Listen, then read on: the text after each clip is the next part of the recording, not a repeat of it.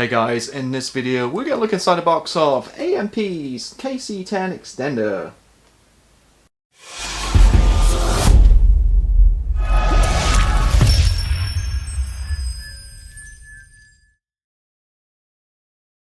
Hey guys, welcome back. Today we're going to look at the KC-10 extender by AMP in 1/4/4 scale.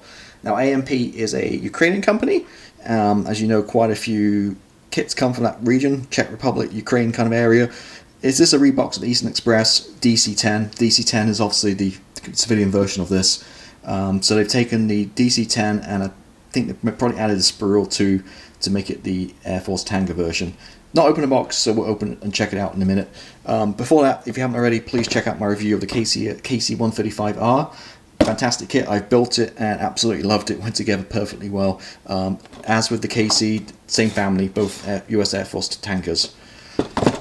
Also, we'll be throwing up around October time. There'll be a build series of this KC-135 on my channel. I'll say I built it, it's filmed, and it's just waiting to go up on the channel.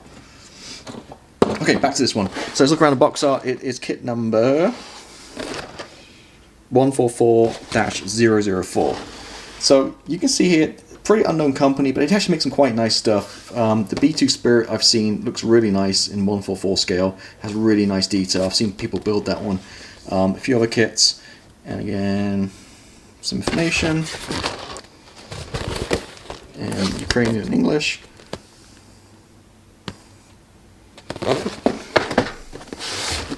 Let's open it up. Now this box was a little beaten up. I bought it actually from Ukraine on eBay because it was a lot cheaper. These kits aren't cheap, but like I say, I bought it from Ukraine, so it was a lot cheaper, and it came actually pretty quick shipping. But unfortunately, the guy pretty much just kind of wrapped plastic around it and taped it to the box. So I had to kind of retape the box to put it back together again. Okay, so this is what we got. They see a bubble wrap full of plastic, some candy. Okay, I'm guessing this is probably from the seller on eBay rather than AMP. This has been in shipping for 2 or 3 weeks, and what with COVID going on, I'm not sure if I actually going to eat this, unfortunately, but I appreciate the time for the guy to put the candy in there. And lastly, we got a bag with some nice looking decals. And is that a mask set too? Oh wow, very cool. We'll look at all this stuff in a minute. Oh, it's actually like a Polly Pocket document wallet. Come on, get out, stuck.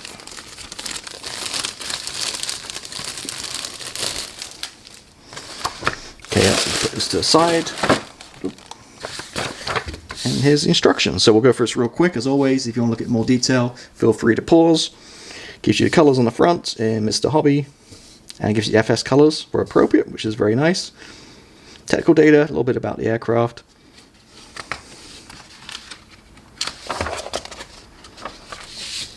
Okay, immediately, first time I've opened one of these kits and looked at the instructions, but it just pops out how nicely laid out it is. It's very nicely laid out with good colour to identify certain things.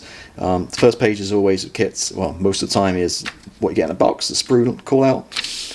It looks like you got some detail on the cockpit, which, yeah, I'm just checking here. So I'm assuming you have clear parts. Mostly with kind of airlines, I normally go with the decal. So in that case, I wouldn't really bother in the cockpit detail. You do have it, I'm looking here too, you got the instrument panel, which is really nicely detailed, especially for 1/4/4 scale. Okay, so got a cockpit, and you work on the landing gear, engines. There's 3 engines, being a DC-10, so 1 on each wing plus 1 on the back.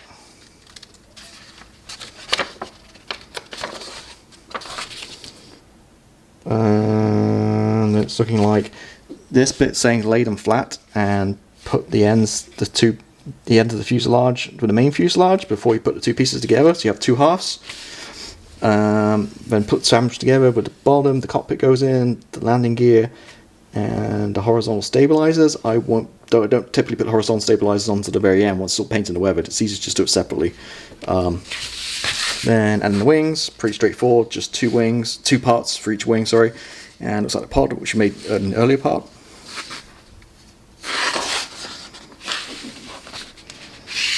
And let's get that way around. Then it looks like we're adding the engines, the main gear, and a few other pylons and bits and bobs, and tail boom, refueling boom. Very similar to the KC-135 I built. So not too much to it, which airliners don't. And then you got a number of schemes with this one. So this is the first one, which if you don't want to paint the blue at the front, actually comes with the lines, the cheat lines, and actually the decal. So it makes that scheme a little bit easier to paint. But so you got that. This one from 87 to 94. That's the bottom, and then this is more the iconic current one which I'd probably do to match my KC-135, which is 94 to present. From this is Burlington County, New Jersey, the 305th Air Mobility Wing, McGuire Air Force Base. So you have two actually. I didn't notice that, and you also have Travis Air Force Base in California too. So choice of those two. I found with my KC-135 to get the color in this scale effect, I went with Tamiya XF53 and added white, about 20% white, and it came out almost perfect to my liking. And then I just used pure XF53 with no white and just pick up the old panel and stuff. So that's for this kind of scheme. That's the kind of grey. Again, XF53 with about 20% white is the way to go, I think. Again, the bottom of it. Then I believe they call this the Shamu scheme, I think it is, after the Killer Whale. This is 92 to 94. Barksdale, Louisiana. And finally, we have the Royal Netherlands Air Force from Eindhoven. That's a little bit unusual. I thought it was just US, so it's nice to get that one too. So yeah, some really nice schemes in there. So it's not just your boring grey. You got obviously the blue, white, and grey. You've got the Shamu, and you've got the Netherlands. Very cool. Very nice. Mast set, which is always appreciated. Looks like you have for the wheels, and then for the windshield. Pre-cut too. Very nice. Decals. There's no protective cover, but these look really nice. The colours just really pop. Really nice scheme. And it's like Decograph, printed in Ukraine, is who made them, but these look pretty similar to Colorgraph. The quality, like I said, really nice. You see how nice the colour is there? And if I hold the light, you can kind of see not much carrier film.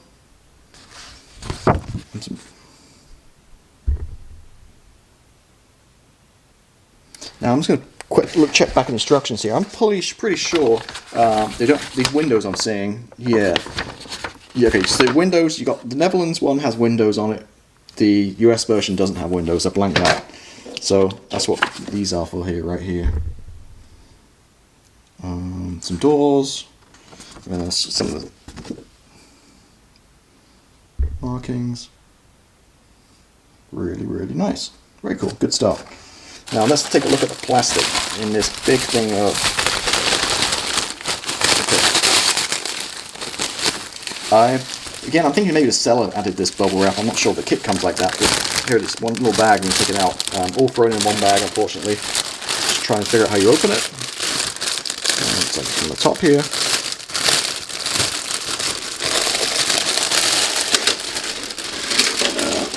Okay, a lot of plastic.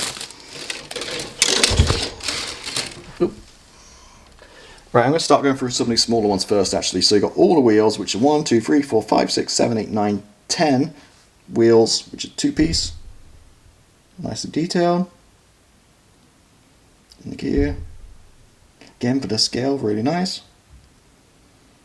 A few antennas. That's that one. Here are the pods. So as I mentioned, Eastern Express kit, but obviously the civilian version won't have pods, so this is probably where AMP have added their plastic. So here are the pods for the wings. Very nice.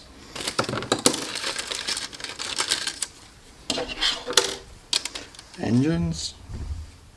Very crisp plastic, but not just usual. There's a little bit of detail there. Zoom, focus, there you go, see detail. On 2 engines. This is the belly.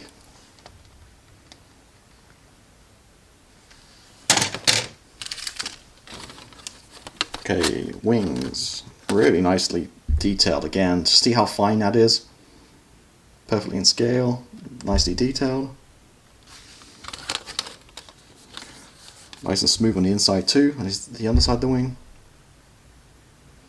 Very nice. Then the other wing, which is obviously the same, just the other direction. Horizontal stabilizers. Well, pretty big aircraft. Again, really nicely fine detail. No real flash on this at all.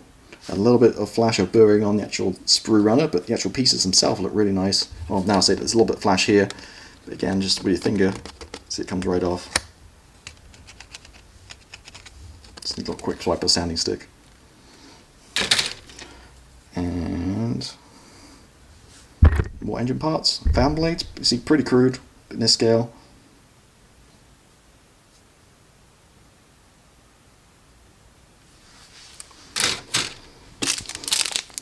Okay, clear parts, the windshield. See, yeah, nice because it's actually a whole big piece.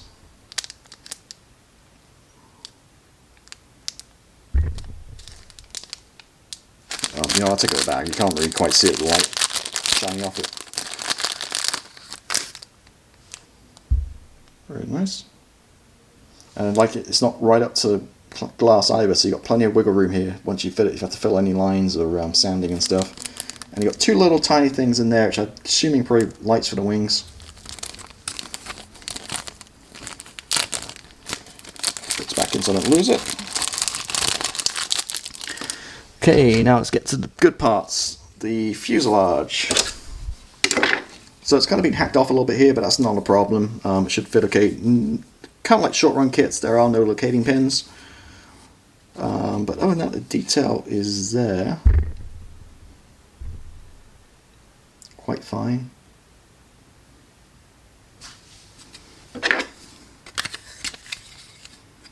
Plastic's quite thick too.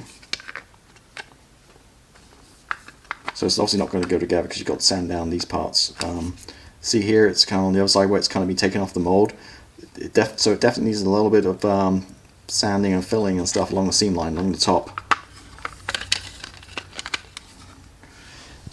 And the iconic tail, right here with the engine on the back. Really nicely detailed again. So to give you an idea of size, that's going to go on like that. So you can see a lot bigger than the KC-135, but not crazy big. I guess probably, I don't have a ruler with me, but I guess it's probably around about 14-15 inches long. So zoom out a little bit and see it. There you go. Really cool. So that the other side, again, exact same. I think we looked at a piece earlier. I remember which one we looked at, but there we go. The two sides of the fuselage. Nice spline detail. Yeah, there you go. So first time I opened this up, really kind of happy. Looks really nice kit. The decals are really nice. Construction's nice and clear. The only it's not really a negative necessarily, but the only thing to watch for is just along top of the fuselage where they kind of molded these and kind of hacked them off. There's little marks, and you need to really sand it down, take care. It'll take a little bit of work, I think, just to get these two together, get that seam line out smooth and seam line out. But other than that, the detail looks really nice. There's not too much choice on the KC-135. This might well be the only one on this scale. But it's AMP have a really good reputation, although this is Eastern Express kit. But it looks, looks really nice. So there you go. So hopefully you enjoyed looking inside the box of this one. Something a little bit different, and I'll definitely be building at some point this year to go with my KC-135, and that's box art again, the beautiful box art. This is the AMP KC-10 extender.